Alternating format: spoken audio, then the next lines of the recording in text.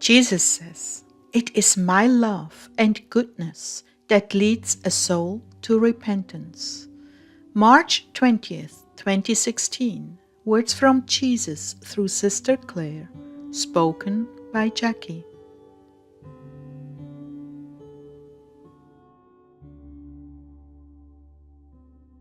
Jesus began, "How pleased I am that all of you heart dwellers take my messages to heart. I saw today where many of you went out of your way to supply people with links. I cannot stress the importance of that enough.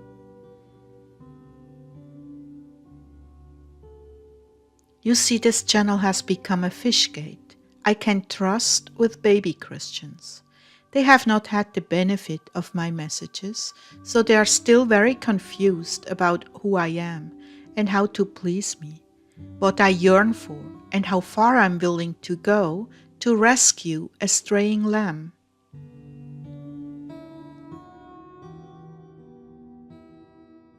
When you point them in the right direction and give them solid food, you are actually evangelizing and forming these souls. That is the beauty of having so many resources to draw upon.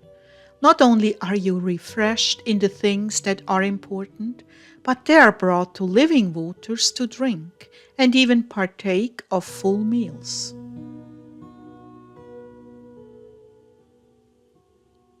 They will grow quickly on this kind of nourishment, and you will be responsible for many who had no one to care for them. That's why I'm encouraging you to do this.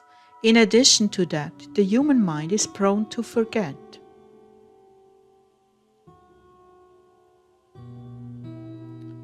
All of you who have been here for a long time and absorbed and put to use what you have learned are now qualified to teach others. That's why I'm bringing new Christians here. They will be loved and formed without manipulative agendas or constraints to fit into any denomination.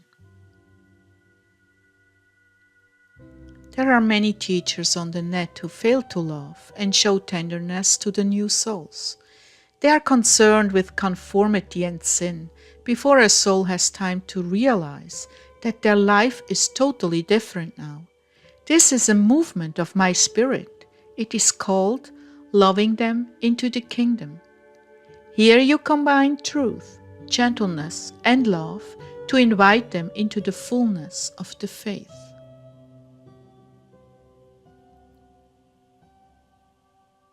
Do you understand? When you are harsh and condemnatory, you bring forth other souls who will in turn be that way. Radical doesn't mean harsh and demanding.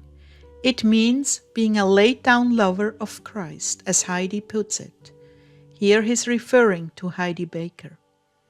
It means giving up your own agenda, abandoning yourself into my arms, not the arms of men, but into my arms, along with deep, abiding trust, because the soul recognizes my love and that I can be trusted. It is always my love that leads to a deeper commitment to break from sin. Moves that are made because of legalisms and threats only beget more legalisms and in the end disenfranchise souls and alienate them, because the standards demanded are often broken by the very ones demanding them.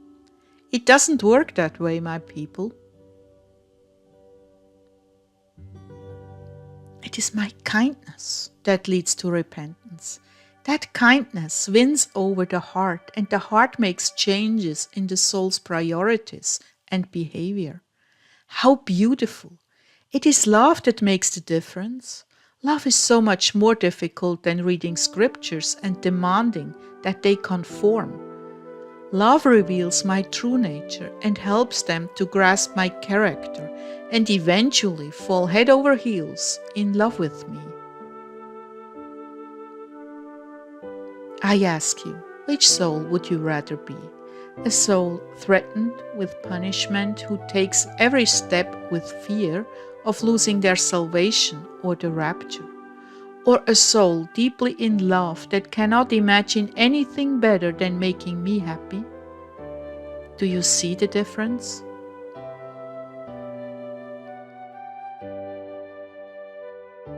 So what I'm saying here is that you who have loved much and learned the lessons shared here are qualified to bring others into the kingdom the right way, with love. I don't say avoid confronting sins, but I do say when you have to deal with sin, be understanding but firm that sin leads to death spiritually, and you too were in the clutches of death. But by my Spirit and grace you were delivered, and they can be delivered as well. Well, that is enough for now. I'm with you, heart dwellers, and I'm very proud of those who have taken steps to change their lives according to what I've taught here.